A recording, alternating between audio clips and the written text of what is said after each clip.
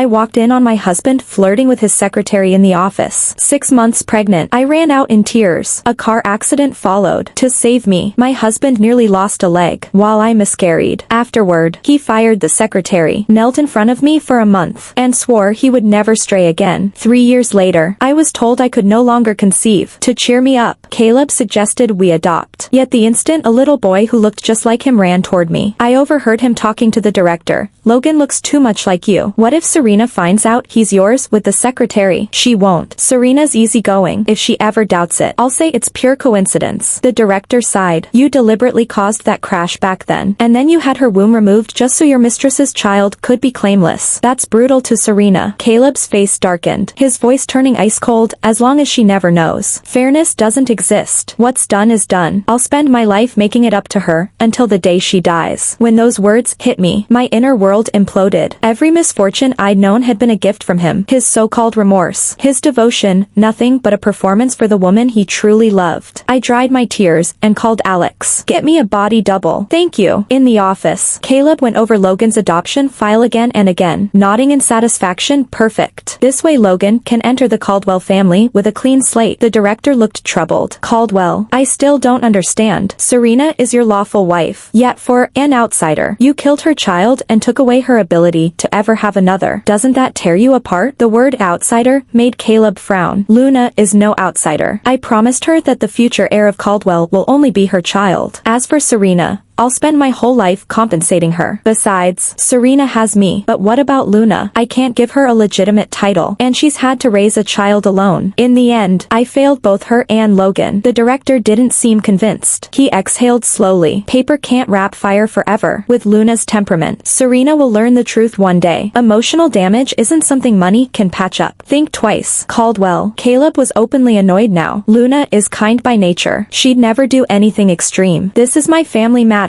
I know what I'm doing. Just keep your mouth shut, and that day will never come." Listening to all this, I felt a bucket of ice water poured over me. Every inch of my skin trembled. I still remember the day of the crash, when Caleb's lower leg was crushed beneath the truck as he shielded me. Though I escaped injury, the impact made me lose our baby. When I woke, Caleb, his wound still bleeding, dragged his half-crippled leg and knelt at my bedside. "Serena, I'm scum. If not for me, you wouldn't have stormed into the road." I lost my head for a moment. "If it eases your pain, hit me, curse me, do anything. Leave. That alone will ease my pain." I touched my now flat belly and wearily told him to get out. After that, I barely ate, drowning in guilt over our child. Caleb, wounds still fresh, hobbled in on crutches every day to bring me food and medicine, to pour my water. If my brows so much as twitched, he rushed over asking what hurt. Everyone praised Caleb as the perfect husband. He'd almost died for me. One night I thrashed in a nightmare, tore my stitches, and began hemorrhaging. Caleb, who'd been keeping watch, forgot his crutches in his panic to fetch a doctor. Later, while tending me, the doctor scolded him. "Can't you look after yourself?" A few more seconds and that leg would have been useless. Caleb just gave a silly grin. "As long as my wife is okay, everything's worth it." Seeing the dark circles carved under his eyes from caring for me, I couldn't hold back my tears. After discharge, to reassure me, Caleb fired the secretary and kept his distance from every woman. He left the office on the dot each day, spent 3 full years by my side, never letting me feel insecure. Even when we learned I couldn't conceive, he claimed it was heaven's way of sparing me more pain. I truly believed Caleb loved me and had sacrificed everything for it. I never imagined that all these years he'd been acting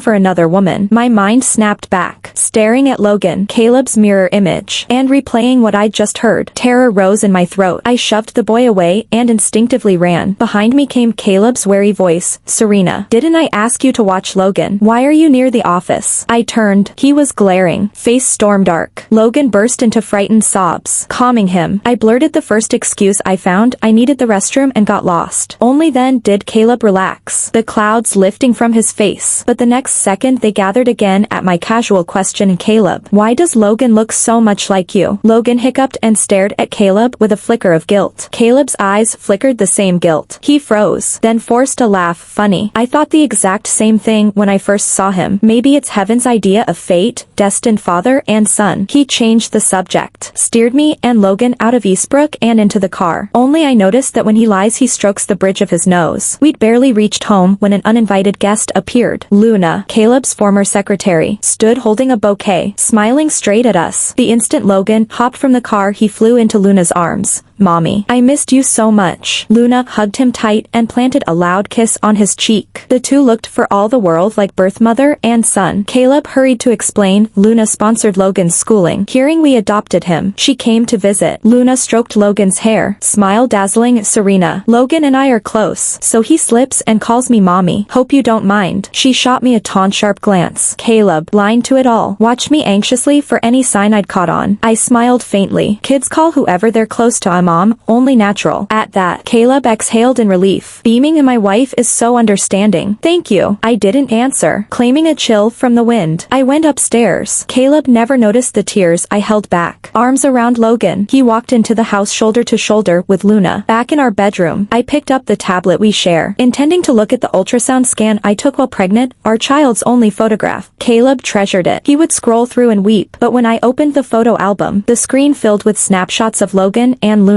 The gallery split into themed folders, each chronicling Logan and Luna at different stages. I tapped the last folder, marked with a heart emoji, and the tears I'd damned for so long broke free. Every picture showed Caleb and Luna with Logan, grinning in every spot Caleb and I had ever vacationed. In every frame, they glowed like the real family. Every file name carried Caleb's little notes, recording the happy moment. After Luna got pregnant, Caleb even hired a maternity photographer each month, from barely showing to full-term goddess radiance. He archived each shot in an album labeled A Beloved. From the day I discovered my pregnancy until the 6th month, Caleb's workload mysteriously ballooned. I attended every prenatal checkup alone. Now I saw he'd been laying groundwork for his elaborate scheme. After my hysterectomy, he kept insisting he disliked kids and didn't want me to suffer childbirth. Those self-serving lies were nothing but pity and alms tossed to the wife he'd already replaced. Like a machine, I swiped through the photos until I collapsed on the carpet, sobbing until my eyes ran dry and felt ready to bleed. Only then did I force myself to stop. If my very existence blocked their path to happiness, I would step aside. My mind cleared. I dialed Alex. "Get me a body double. In 3 days my birthday becomes my death day." Alex hesitated. "Serena, are you absolutely sure you want to?" I shut my eyes, sealing myself off as tightly as the lightless room around me. I'm alive in this house, yet I already feel dead. I want to be reborn somewhere else. I ended the call, bought a one-way ticket out of the country, and started packing. For years Caleb had wired $300,000 allowances into my account every month. Apart from clothes and food, I'd barely touched the money. The pile I'd saved was more than enough to start over. I took only a few plain outfits, then headed downstairs. Halfway down I heard laughter drifting from the dining room, the happy trio. Caleb and Luna were at the table, with Logan between them. Luna lifted her wine glass toward Caleb. "Thank you, Caleb, for giving Logan a legitimate place in the Caldwell family. Without you, the two of us." Caleb brushed away the tears sliding down her cheek. "Don't thank me. Everything the Caldwells own will be yours, and the company's heir can only be Logan. But what if Serena finds out? I'm scared she'll." "Don't be. I'm here. No one can lay a finger on you or Logan. I'll always protect you." He tucked Luna close. Logan wrapped his small arms around both of them. "Don't worry, Mommy and Daddy. I'll help keep our little secret." Logan's bright eyes swiveled, checking the room. I was about to slip back into the shadows when Brown, the housekeeper, blurted, "Madam, you're barefoot. The stone is freezing. You'll catch cold." Caleb looked up, startled, then scolded, "Why sneak down like that? You'll upset Logan." Noticing my swollen eyes and the lavish spread on the table, he rushed to add, "Serena, I'm not blaming you. You said you felt unwell, so we didn't want to disturb. It's fine." I cut him off, tired of the lies.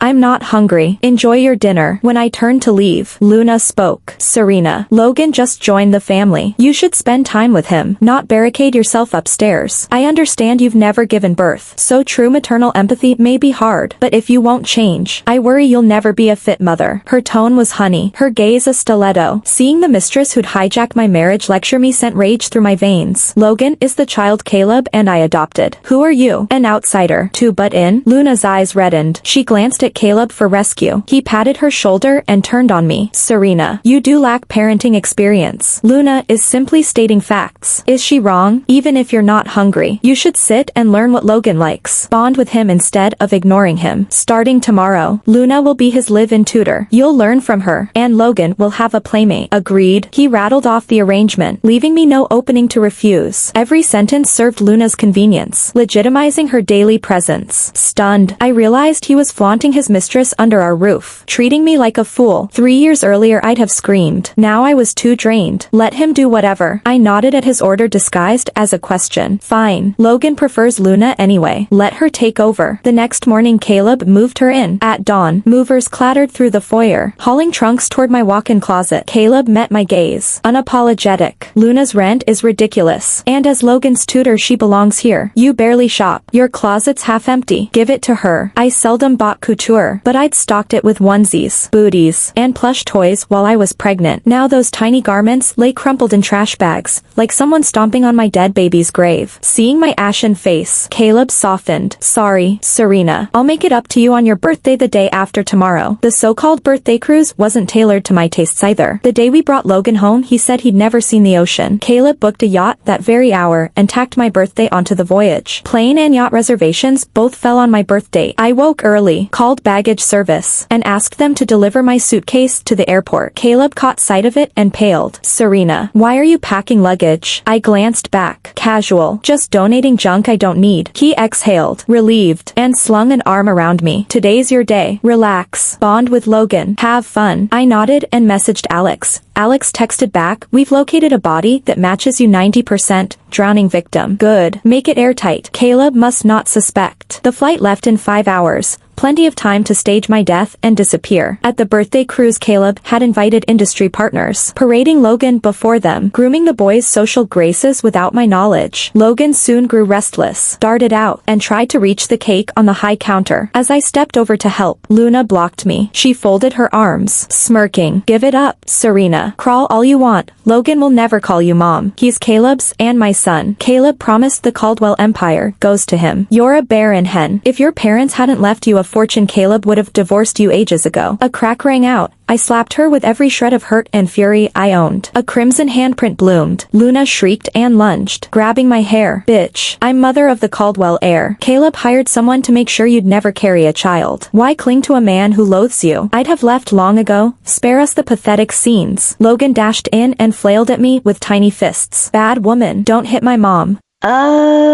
My teacher. I'll tell daddy. While shielding himself he rammed into Luna. She toppled backward, dragging the dessert counter down. Cakes flopped. Glasses shattered. Champagne gushed. Shocked guests whirled toward the mess. Before I could say a word, Caleb's palm slammed across my face. He cradled Luna and Logan. Expression tender. When he looked at me, it was pure wrath. Serena, I never imagined you'd be so petty. Luna's trying to help, and you assault her. Apologize right now. If they forgive you, we'll let this drop. Logan sobbed, pointing. Say sorry to Luna, mean lady. I stood frozen, inhaling to steady my pulse. Caleb squeezed my shoulder and whispered, everyone's watching. Be the gracious Caldwell matron and back down. The chorus joined in, come on. Apologize? How hard can it be? She's infertile yet adopts. Then beats the kid, unfit to be a mom. Logan resembles Luna. She's clearly the real mother. Their words sliced like rusted blades. Tears I thought had dried stung my eyes. I turned and walked away fast. Caleb calling behind me, unanswered, watching my retreating back. Caleb felt a flicker of unease. He had never seen me swallow so much pride. Something seemed to be shifting quietly, yet he could pin down no proof. I went to the lounge, pulled my purse from the locker, took out the divorce papers I'd prepared in advance, and turned to look for Caleb. I had to cut every tie with the Caldwells right now. I checked his private lounge, empty. I dialed his number. The familiar ringtone sounded behind me. I spun around. No Caleb. Only Luna holding his suit jacket. When she spotted the folder in my hand, she killed the call, chin high, and strutted over. She wore the air of a legal wife. Serena, if I were you, I'd just go jump off a bridge instead of slinking off with a divorce. Who'd want second-hand goods after a divorce? Barren. Broke. What's the point? She finished, then took a wary step back in case I slapped her again. I gave a thin laugh. Fine. Your wish is my command. Lunatic. Luna shoved past me and marched off with Caleb's jacket. Still no sign of Caleb when Alex rang. Madam, your body has been moved aboard the yacht. When shall we deploy it? I tucked the papers under the ribbon on the cake box. Right now. After Alex confirmed everything, I left the yacht and headed for the airport. Soon it was time to cut the cake. Caleb, busy with Luna and her son, finally finally remembered me and called. The banquet hall was packed with guests waiting to see me turn another year older. Yet the star of the birthday cruise never appeared. Impatient, Caleb ordered security to look. A bodyguard burst through the crowd, white-faced, and blurted, "Caldwell, bad news. We dragged a body from the sea. It looks exactly like Caldwell." Panic flashed across Caleb's face, but he quickly forced calm. "Impossible. The sea's been glass smooth since we left port.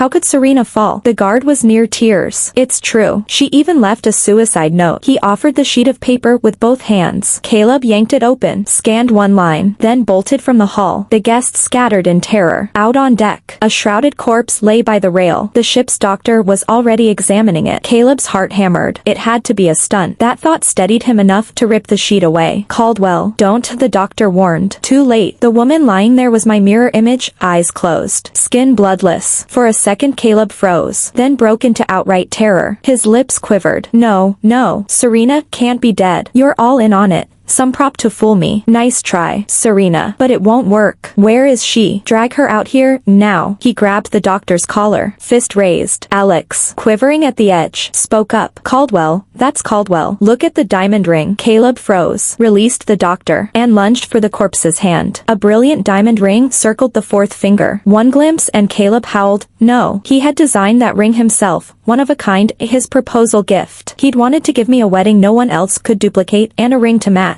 3 years ago he knelt, voice shaking, slipping it on before lifting me, squealing like a kid, and spinning me in circles. Now the diamond still blazed, but the woman who wore it was ash gray and forever still. Reality crashed over him. He clutched the body and sobbed. He couldn't grasp why I'd jumped. "Serena, it's my fault, it's my stupidity. I shamed you in front of everyone. Wake up. I haven't even said I'm sorry." While he rocked the corpse, Logan came running. Caleb, tears streaming, caught the boy's hand. "Logan, your mom." Logan didn't even glance at me, eyes red. He tugged Caleb's sleeve. "Daddy, come quick, Mom fell in the water." Still dazed, Caleb murmured, "Your mom's right here, son." Logan slapped the hand away. "That ugly woman isn't my mom. Luna's my real mother. Hurry, she's drowning and calling you." Hearing Luna's name snapped Caleb back. "Luna, right. Serena's gone. Luna still has a chance." He laid the body down and raced after Logan. As he passed the banquet doors, a gust whipped a sheet of paper against his face. He peeled it off. Divorce agreement. His eyes reddened. He had never imagined gentle, quiet Serena asking for divorce. 3 years earlier he'd fallen for his young, sexy secretary, Luna. Bored married life felt thrilling again. So they sneaked off to make love in the office until the day a very pregnant Luna barged in. Serena argued, then dashed into traffic, exactly what Caleb wanted, watching the truck barrel toward her. For Luna's unborn child he staged the crash, made her lose the baby, then colder still ordered her womb removed. Only now did he grasp how much pain and despair she'd endured. Even after he stole her right to motherhood, she never cursed fate. Instead she'd cradle him, whispering she never yearned for kids that much. She even swore that if he ever wanted children, she'd step aside and let him chase that happiness. Serena was endlessly gentle, so considerate it broke the heart. And Caleb, he trampled that kindness every chance he got. Memory after memory stabbed him. He shredded the divorce agreement to confetti. "Serena, dead or alive, you're my only wife, no divorce." Suddenly he remembered the note, pulled it out, and reread every line. It was short. Just my last feelings for him. "Caleb, from the day we met through love and now to utter neglect. My love never changed, but I don't want to love you anymore. Loving you exhausts me. Looking back, it's clear your heart belongs to Luna, so my presence is only a roadblock. I'm leaving." The phrase, "looking back at what you've done," iced his veins. Could she have learned everything? No. He shook his head. Serena would have exploded if she knew. He reread the note until each word felt like broken glass. A few steps on, Logan looked back and screamed, "Dad, move. Mom's going to drown. Your mom has a whole ship of guards. Let someone else save her." Caleb barked. The boy stood stunned, then burst into sobs. But this time Caleb stayed unmoved, just as he once had with Serena. Meanwhile Luna, fished from the sea, still waited for him and cursed through clenched teeth at her wasted plunge. When Caleb finally cooled off, he headed for the hospital. The moment he appeared, Luna snapped her phone shut, collapsed against the pillows, and pressed a hand to her heart. "Caleb, ever since I fell into the sea my heart keeps clenching and I can barely breathe. It must be Serena cursing me from the shadows. While you were gone she rushed over and shoved me off the yacht. If the bodyguards had been a second later I would have drowned." Caleb had still felt a flicker of pity, but the moment Luna badmouthed Serena he exploded. "Serena is dead. How could she push you? Stop twisting the truth. Luna. And Serena was so kind she wouldn't even step on an ant. She'd never curse you. Luna froze at the sudden shift. She hadn't expected Caleb to defend that witch. Even more shocking, Serena was actually dead. Luna suddenly remembered how she'd half-jokingly told Serena to go die. Serena had simply answered, "Fine, as you wish." Had Serena jumped into the sea and killed herself because of those words? A chill of guilt ran through Luna. She quickly buried her panic and draped herself weakly against Caleb. "I'm sorry, Caleb. I didn't know Serena had passed. Please accept my condolences. Even though she's gone, Logan and I will stay with you. Our little family of 3 can start fresh, okay?" But Caleb was already impatient. He had no time for Luna. Every cell in his body was fixed on how Serena had died. He summoned the bodyguards, called Alex, and ordered a full investigation into her death. While he waited for news, he drove home. "Every single thing that belonged to me was gone." Caleb collapsed in fresh tears. Out of the corner of his eye he spotted the tablet on the desk. He remembered the ultrasound scan of her and their baby in the photo album and grabbed the device. Instead of that image he found screen after screen of Luna and Logan. His heart spasmed. Serena had known everything. How heartbroken she must have been. And he had trampled on her pain again and again. Just then the first report came in. Alex told him, "Caldwell, the deck cameras were broken. We can't tell whether Madam jumped or was pushed, but footage from other angles suggests Luna might be involved." Caleb's heart seized. Seconds later 2 clips landed on his phone. He opened the first and heard Luna's voice. "Serena, if I were you I'd just die instead of timidly signing divorce papers. Once you're divorced, who'd want a used-up woman who can't give children and has nobody? Where's the fun in living?" Caleb's rage detonated. In the video Serena only smiled faintly. "All right, as you wish." Something inside Caleb shattered into dust. He forced his trembling finger to open the second clip. It showed Luna clutching Logan and deliberately falling backward. The next second she shrieked that Serena had viciously pushed her. So Luna's fall that day had nothing to do with Serena. He had always known his Serena was too good to do something so dirty. Now that he knew the truth, hatred for Luna flooded every vein. He ground his teeth. Serena was dead because of this venomous woman. He had actually believed Luna was an innocent little girl. What a fool. He stormed into her ward and clamped his hands around her throat. "You killed Serena. You're going to pay with your life." Luna tried her fragile act until Caleb shoved the footage in her face. When there was no room left to lie, she burst into wild laughter. "Caleb, I'm ruthless, but I can't match you. I only said a few words to Serena, yet you staged a car crash and ripped out her womb for me. Ha! Ha! Ha! Face it, the real murderer is you." Those last words drove like a dagger into his heart. Caleb's temples bulged. "Guards, drag Luna out. Make her suffer 10 times what Serena endured. You'll get what's coming." "Caleb." That was her final shriek before a dozen guards hauled her away. When the room emptied, Caleb crumpled to the floor. The silence was broken by the ring of his phone. The coroner's urgent voice came through. "Caldwell, the body isn't your wife's. DNA doesn't match." The news crashed over him like lightning. He sped to the morgue and confirmed it 3 times. The corpse was not Serena. Further examination showed the woman had been dead 3 hours before they pulled her from the sea. Yet Serena had argued with Luna only 1 hour earlier. "Serena isn't dead. She's alive. Find her, search every corner of the earth." While Caleb issued those orders, I was already in Croatia. The place looked like a fairy tale. I'd booked a small inn and settled in. After a month of rest, I pulled myself together and, through a friend's introduction, took a teaching job at Sunshine. Maybe it was the ache of never being able to conceive, or maybe it was simply who I am, but I adore children. Within a month the kids and I were inseparable. They affectionately called me a Susu. Their healing company coaxed real smiles back onto my face. Only here did I feel truly alive. Pulses of real vitality. I thought the days would glide on peacefully until Caleb appeared. I don't know how he tracked me down, but one afternoon he was across the street from Sunshine's gate, staring. He looked haggard, unshaven, wrecked. I held the children's hands, walked them to their parents, waved